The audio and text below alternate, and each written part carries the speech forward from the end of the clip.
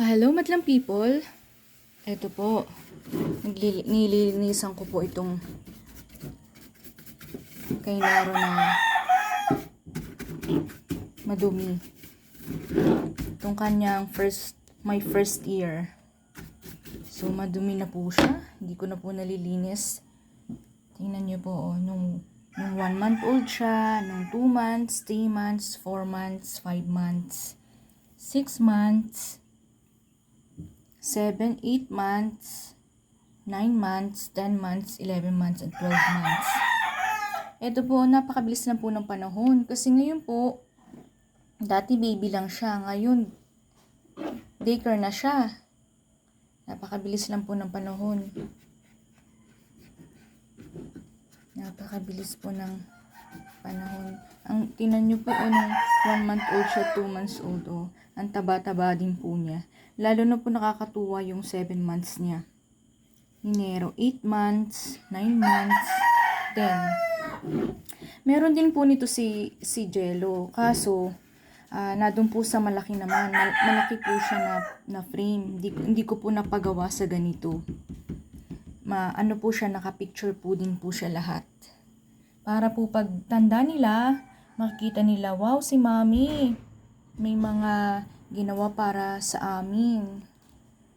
So, ito. Yung kay Nero, pareho po silang may ganito.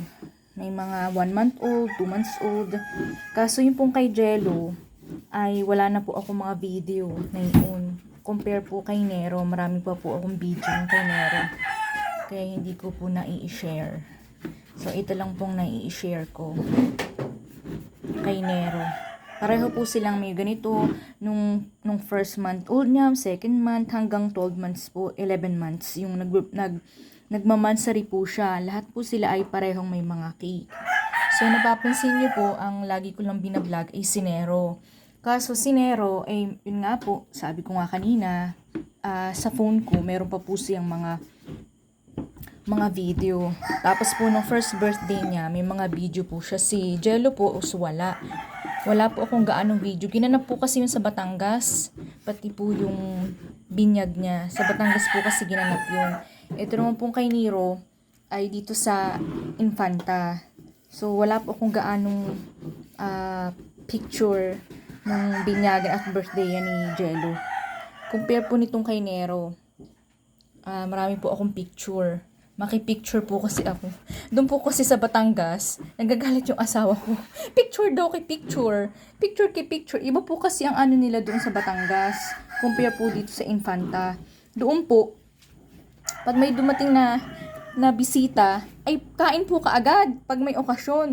Pag hindi na po hinihintay yung mga kung basta po may dumating doon na bisita, hindi na po iniintay yung celebrant kung nandyan na po siya. Hindi na po siya iniintay. Hindi po kagaya dito sa Batangas na ay sa Infanta na iniintay po talaga. Doon po hindi. Kaya sabi ko po, pag second child ako, sabi ko kay Reynold, dito ko na gaganapin po yung birthday yan. Kaya po, ayan ang nangyari. Si Nera po, dito po ginanap yung kanyang birthday.